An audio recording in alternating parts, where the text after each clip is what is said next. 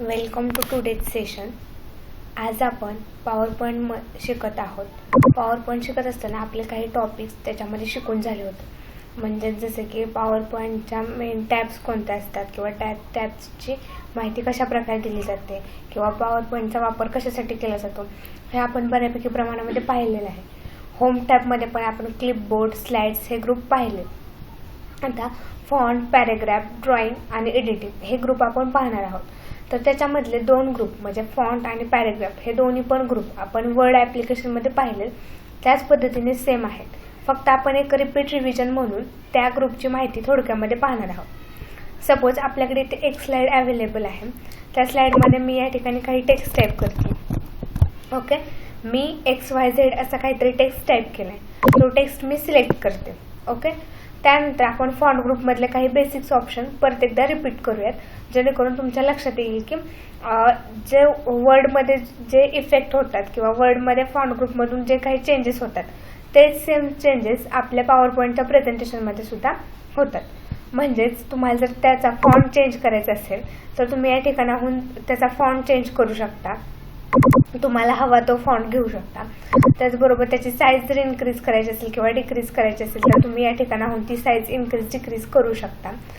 त्यानंतर सपोज ते तुम्हाला ह्याला केलेलं सर्व फॉर्मॅटिंग काढून टाकायचं असेल तर क्लिअर ऑल फॉर्मॅटिंग ऑप्शनवरती तुम्ही क्लिक करू शकता. जर त्याला बोल्ड इफेक्ट द्यायचा असेल तर तुम्ही तो देऊ शकता. इटॅलिक करू शकता. त्याचबरोबर अंडरलाईन करू शकता. आता याच्यामध्ये एक ऑप्शन ॲड झाला आहे फॉन्ट ग्रुपमध्ये, शॅडो. आपण एखाद्या शब्दाला शॅडो द्यायचा असेल तर कोणत्या टॅबमध्ये जाऊन देत होतो तर फॉर्मॅट टॅबमध्ये जात होतो. त्या ठिकाणाहून शॅडो इफेक्ट अप्लाय करत होतो. पण आता होम टॅबमध्ये सुद्धा शॅडो इफेक्ट आपण अप्लाय करू शकतो पॉवर पॉईंट प्रेझेंटेशनमध्ये. जर तुम्हाला पटकन आहे असे त्या शब्दाला तिथले तिथं लगेच जर शॅडो इफेक्ट अप्लाय करायचा असेल तर होम टॅब, फॉन्ट ग्रुप, त्यामधून येस हा ऑप्शन सिलेक्ट करायचा आणि त्या ठिकाणाहून तुम्हाला जो हवा तो शॅडो इफेक्ट तुम्ही देऊ शकता किंवा घालू शकता. इथं पण एकच शॅडो इफेक्ट असतो. जर तुम्हाला मोर इफेक्ट हवे असतील किंवा आणखीन काही शॅडोचे शेप्स हवे असतील तर तुम्ही फॉर्मॅट टॅबमधून ते अप्लाय करू शकणार आहात. पण जर तुम्हाला पटकन एकच इफेक्ट हवा आहे आणि एकच लागू करायचं तर तुम्ही पटकन या ठिकाणाहून करू शकता. म्हणजेच काय तर जेव्हा आपल्याला एक सॉफ्ट आणि फक्त एकच इफेक्ट अप्लाय करायचा असतो शॅडो त्यावेळेस तुम्ही फॉन्ट ग्रुपमधून इझिली तो इफेक्ट अप्लाय करू शकता. ओके, त्यानंतर नेक्स्ट ऑप्शन तुम्हाला दिसतो या ठिकाणी स्ट्राईक थ्रू ह्या ऑप्शनचा वापर आपण एखादा शब्द काढून टाकण्यासाठी किंवा त्याच्यावरती अंडरलाईन टाकण्यासाठी आपण त्याचा करतो. त्यानंतर तुम्हाला ऑप्शन दिसेल एक ॲड झालाय. तर हा पण नवीन आहे. म्हणजे ज्या प्रकारे शॅडो इफेक्ट अप्लाय झाला त्याच प्रकारे हा सुद्धा इफेक्ट अप्लाय झालेला आहे. ओके, मी इथं केलेलं सगळं फॉर्मॅटिंग काढून टाकलं. आता तुम्हाला दिसेल इथं कॅरेक्टर स्पेसिंग ऑप्शन आहे. तुम्ही सपोज या ठिकाणी काही टेक्स्ट टाईप केलं. आता मी ह्याच्या खाली पण अजून काहीतरी टेक्स्ट टाईप करते. ओके, या ठिकाणी आपण 2 लाईन टाईप केलेल्या आहे. इथं जर तुम्ही गेला कॅरेक्टर स्पेसिंग म्हणजे प्रत्येक शब्दामधलं अंतर तुम्हाला कसं हवं आहे. आता तुम्ही बघू शकता व्हेरी टाईट किंवा लूज, व्हेरी लूज किंवा मोर स्पेसिंग ह्या ऑप्शनवरती क्लिक केलं तर तिथे तुम्हाला येतं की किती हवं आहे, किती जर तुम्हाला पाहिजे अंतर तर तुम्ही या ठिकाणाहून सुद्धा ते वाढवू शकता तुम्हाला हवं असेल तर किंवा हवं तेवढं सुद्धा ठेवू शकता. कॅरेक्टर स्पेसिंग 2 शब्दांमधलं अंतर किती हवं आहे हे जर तुम्हाला हवं असेल तर पॉवर पॉईंटमध्ये तो ऑप्शन हा फॉन्ट ग्रुपमध्येच ॲड झालेला आहे. तुम्ही फॉन्ट ग्रुपमधूनच तो ऑप्शन अप्लाय करू शकता. ठीक आहे, त्यानंतर नेक्स्ट ऑप्शन आपण पाहिलेलंच आहे चेंज केस. म्हणजे आपल्याला आपलं लेटर कशा स्वरूपामध्ये हवं आहे. म्हणजे अप्पर केस हवं आहे, लोअर केस हवं आहे किंवा प्रत्येक सुरुवातीचे शब्द फक्त कॅपिटल हवं आहे, बाकीचे सगळं स्मॉल हवं आहे. अशा पद्धतीचे ज्या काही केस आहेत त्या आपण फॉन्ट ग्रुपमधून इझिली अप्लाय करू शकतो. त्यानंतर नेक्स्ट ऑप्शन आहे फॉन्ट कलर. आपण या ठिकाणी जे काही टाईप केले त्याला जर आपल्याला एखादा कलर अप्लाय करायचा असेल तर आपण फॉन्ट कलर या ठिकाणाहून इझिली अप्लाय करू शकतो आपल्याला हवा तो फॉन्ट कलर.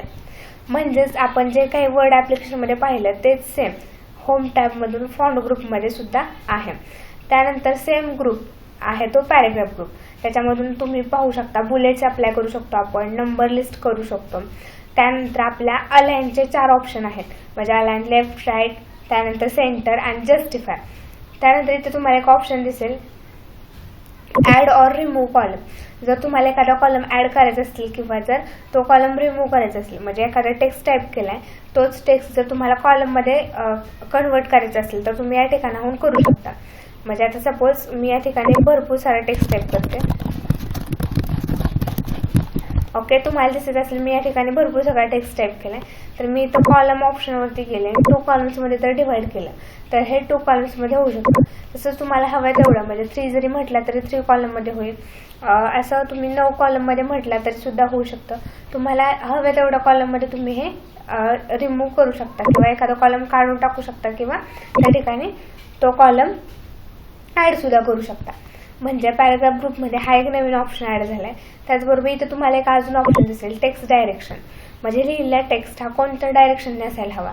सपोज तुम्हाला असं वाटलं की रोटेट ऑल टेक्स्ट 90 डिग्री, जर 90 अंशामध्ये फिरायला हवा तरी पण तुम्ही फिरू शकता, किंवा 270 अंशामध्ये फिरायला हवं असेल तरी पण फिरू शकता, किंवा स्टॅक्ड एकदम उभ्या पद्धतीमध्ये हवा असेल तरी पण तुम्ही फिरू शकता. आता असा टेक्स्ट फिरवल्यानंतर तो तुम्ही खाली जी एक स्पेस बार येतोय किंवा जो लाईन बार येतोय त्याच्या सहाय्याने तुम्ही मग तो टेक्स्ट तुमचा हवा तसा बघू शकता.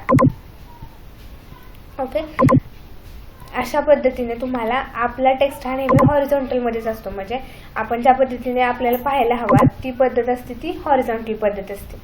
त्यानंतर नेक्स्ट ऑप्शन तुम्हाला दिसेल की तुम्ही या ठिकाणी जे काही ऑप्शन केलेले आहेत, म्हणजे अलाइन केलेले आहेत, त्या अलाइन नेमकं कोणत्या बाजूला हवेत. सपोज तुम्ही लिहिलेला संपूर्ण टेक्स्ट तुम्हाला टॉपला पाहिजे, की त्याचबरोबर लिहिलेला सगळा टेक्स्ट मिडलला हवा आहे, की सगळा टेक्स्ट लिहिलेला बॉटमला हवा आहे, हे सुद्धा तुम्ही या ठिकाणाहून करू शकता. त्यानंतर नेक्स्ट ऑप्शन तुम्हाला दिसतोय कन्वर्ट टू स्मार्टर ग्राफिक्स. हे जे काही आपण लिहिले हे जर तुम्हाला एखाद्या म्हणजे अट्रॅक्टिव्ह दिसण्यासाठी एखाद्या स्मार्ट आर्टमध्ये कन्वर्ट करायचं असेल तरी सुद्धा तुम्ही या ठिकाणाहून करू शकता. सपोज मी इथं एक स्मार्ट आर्ट घेतलं, तुम्हाला सगळ्यांना दिसते, तर ह्या स्मार्ट आर्टमध्ये मी कन्वर्ट करू शकते. म्हणजे तुम्ही या ठिकाणी पाहिलं तर मी याची साईज वाढवू शकते किंवा त्याच्यामधून त्याचे कलर चेंज सुद्धा करू शकते. मी मला हवा तो कलर मी या ठिकाणी ह्याचा घेऊ शकते. त्याचबरोबर त्याला स्मार्ट आर्टची स्टाईल चेंज करून त्याला वेगळी हवी तशी स्टाईल मी अप्लाय करू शकते. आता हे स्मार्ट आर्ट ज्यावेळेस तुम्हाला ह्याचं फॉर्मॅटिंग करायचं असेल तेव्हा इथं स्मार्ट आर्ट टूल्समध्ये एक वेगळी टॅब ॲड होते. ती टॅब आपण नेक्स्टमध्ये पण बघणारच आहोत. पण जर तुम्ही या ठिकाणाहून स्मार्ट आर्ट ॲड केलं तर ही डिझाईन टॅब ॲड होते. म्हणजे या डिझाईन टॅबमधून पण आपण फॉर्मॅटिंग करू शकतो. पण ते फॉर्मॅटिंग कशाचं असतं तर त्या स्लाईडचं असतं. म्हणजे आपण जी कोणतं पण पेज घेतले त्या पेजच्या बॅकग्राऊंडला नेमकं कोणतं फॉर्मॅटिंग करायचं हे आपण ह्या डिझाईन टॅबमधून बघू शकतो. पण स्मार्ट आर्ट टूल्स म्हणजेच काय, जर आपण आपल्या डॉक्युमेंटमध्ये किंवा आपण जे काही प्रेझेंटेशन बनवतो त्या प्रेझेंटेशनच्या स्लाईडमध्ये जर एखादं नवीन स्मार्ट आर्ट घेतलं किंवा एखादा नवीन शेप जर ॲड केला तर त्याचं फॉर्मॅटिंग हवं असेल तर तुम्ही या स्मार्ट आर्ट टूल्समधून एक सब टॅब आहे बघा, डिझाईन टॅब, तर त्या डिझाईन टॅबमधून तुम्ही त्याचं फॉर्मॅटिंग करू शकता. ओके, त्यानंतर नेक्स्ट ऑप्शन तुम्हाला दिसेल बघा ड्रॉइंग. ड्रॉइंगमध्ये तुम्हाला वेगवेगळे शेप्स तुम्ही ॲड करू शकता. आता शेप्स ॲड केल्यानंतर त्याचं फॉर्मॅटिंग कसं करायचं हे आपण सगळे वर्ड ॲप्लिकेशनमध्ये शिकलोच आहोत, तरी पण आपण एकदा करून बघूया. ओके, मी या ठिकाणी केलेलं सगळं ऑल फॉर्मॅटिंग क्लिअर करते. त्यानंतर तुम्हाला इथे दिसेल शेप्स ऑप्शन. शेप्स ऑप्शनमधून मी आता या ठिकाणी एक नवीन स्लाईड ॲड करते म्हणजे तुम्हाला सोपं पडेल. मी या ठिकाणी एक ब्लँक स्लाईड ॲड घेतली. ड्रॉइंग ग्रुपमधून शेप्स ऑप्शन सिलेक्ट केला आपण.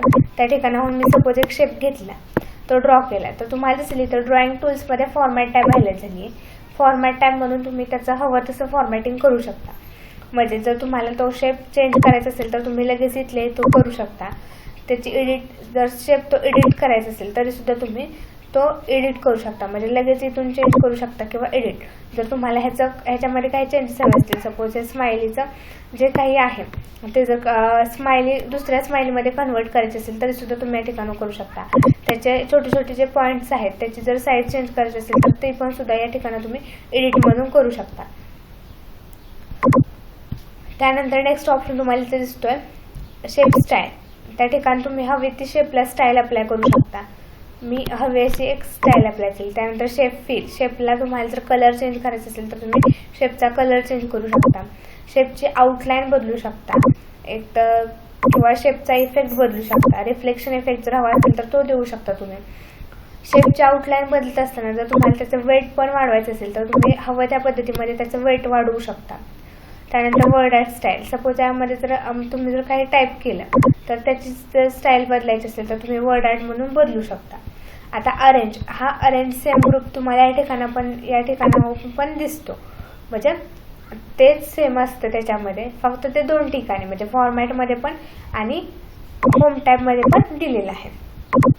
आता अरेंज ग्रुपमधून काय, सपोज तुम्ही या ठिकाणी एखादा टेक्स्ट टाईप केला, इन्सर्टमध्ये गेले, या ठिकाणी तुम्ही टेक्स्ट बॉक्स एखादा घेतला, या ठिकाणी तुम्हाला हवा तसा टेक्स्ट सपोज टाईप केला, तर अरेंज ग्रुप काय काम करतं, तर तो टेक्स्ट ब्रिंग टू फ्रंट म्हणजे ह्याच्या फ्रंटला ठेवायचा किंवा सेंड टू बॅक करायचा.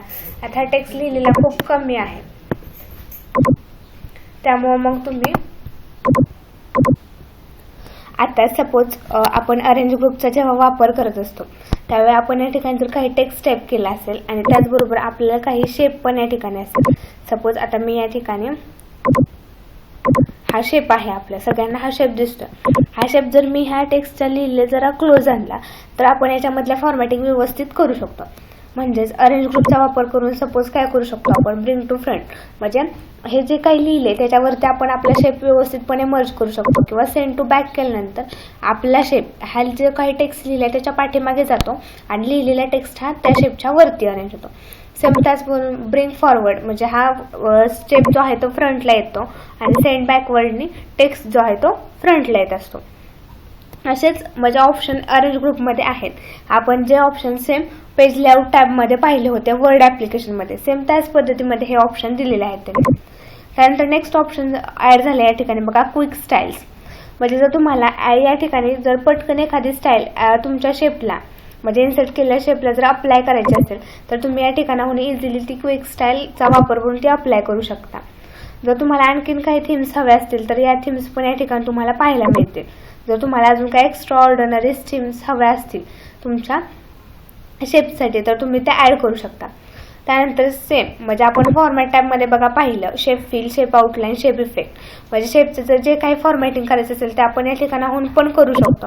आणि सपोज जर तुम्ही वर्डमध्ये काम करत असाल, तुम्ही पॉवर पॉईंट प्रेझेंटेशनमध्ये जर काम करत असाल आणि त्याच्यामधला होम टॅबमध्ये जर तुमचं बऱ्यापैकी काम चालू असेल तर तुम्ही ड्रॉइंगमध्ये सुद्धा शेप फिलचं म्हणजे शेपचं पूर्णतः फॉर्मॅटिंग करू शकता. म्हणजे तुम्ही त्याला हवा तो कलर, हवी ती आउटलाईन किंवा आउटलाईनचा कलर किती हवा आहे, सपोज आउटलाईनचा कलर दिला, आउटलाईनची विड्थ चेंज करू असो किंवा त्याला कोणताही एखादा इफेक्ट देणं असो, हे सगळं तुम्ही होम टॅबमधल्या ड्रॉइंग ग्रुपमधून सुद्धा करू शकता. आता नेक्स्ट हे सगळं ऑप्शन तर तुम्हाला माहितीच आहे. फाइंड ऑप्शनमधून आपण एखादा शब्द शोधू शकतो, सपोज मोठी पीपीटी असेल तर त्यामधला. रिप्लेसमधून आपण एखादा शब्द त्या ठिकाणचा बदलू शकतो. म्हणजे सपोज एखादा शब्द असेल अपॉइंटमेंट बदलून तिथं रिझर्वेशन हा शब्द जर टाकायचा असेल तर तो पण आपण रिप्लेस ऑप्शनचा वापर करून टाकू शकतो. सिलेक्ट ऑप्शनचा आपण वापर कशासाठी करतो, आता हे सिलेक्शन पॅन, सिलेक्ट ऑब्जेक्ट किंवा सिलेक्ट ऑल ह्या सगळ्या ऑप्शनचा वापर आपण या ठिकाणी प्रेझेंटेशनमध्ये पण करतो. म्हणजे सिलेक्ट ऑल करून आपण दोन्ही शेप किंवा टेक्स्ट पण सिलेक्ट करू शकतो. सिलेक्ट ऑब्जेक्ट तुम्ही सिलेक्ट करत असताना तुम्हाला सिलेक्ट करणारा ऑब्जेक्ट तुम्हाला येतो तुमच्या ॲरो बरोबर. त्यानंतर सिलेक्शन पॅन, जर सपोज जेव्हा तुम्ही एकापेक्षा जास्त शेप इन्सर्ट केले असतील त्यावेळेस तुम्ही सिलेक्शन पॅनचा वापर करू शकता. म्हणजे सपोज आता या ठिकाणी टेक्स्ट हा वरती आलाय तर आपल्याला जर शेप सिलेक्ट करायचा असेल तर अशा वेळी तुम्ही सिलेक्शन पॅनचा वापर करू शकता. ओके, तर अशा पद्धतीमध्ये होम टॅब हा काही अवघड नाहीये. म्हणजे आपण ज्या पद्धतीने वर्ड ॲप्लिकेशनमध्ये जे काही व्हिडिओज पाहिले होते त्या व्हिडिओच्या माध्यमातून एका पॉईंटची व्यवस्थित माहिती पाहिली होती, अशाच पद्धतीने होम टॅब पण आहे. म्हणजे clipboard, slide, font, paragraph, drawing, editing यामधला फक्त एकच ग्रुप वेगळा आहे तुमचा, तो म्हणजे ड्रॉइंग आणि स्लाइड्स. ओके, त्यानंतर बाकीचे सगळे आहेत ते ग्रुप सेम आहेत. एका दुसऱ्या त्याच्यामध्ये ऑप्शन ॲड झाला आणि तो ऑप्शन पण अगदी सोपा आहे, तुम्हाला समजून घेण्यासारखा आहे. त्यामुळे काहीच प्रॉब्लेम नाही आहे तुम्हाला होम टॅब समजून घेण्यामध्ये. आता नेक्स्ट इन्सर्ट टॅब आपण नेक्स्ट लेक्चरमध्ये पाहणार आहोत. इन्सर्ट टॅबमध्ये पण पाहायला गेलं तर असं काहीच वेगळं नाही आहे, सेम तेच ऑप्शन्स आहेत, ते आपण नेक्स्ट व्हिडिओमध्ये पाहूयात. आजच्या व्हिडिओमध्ये आपण या ठिकाणीच थांबतोय. थँक्यू.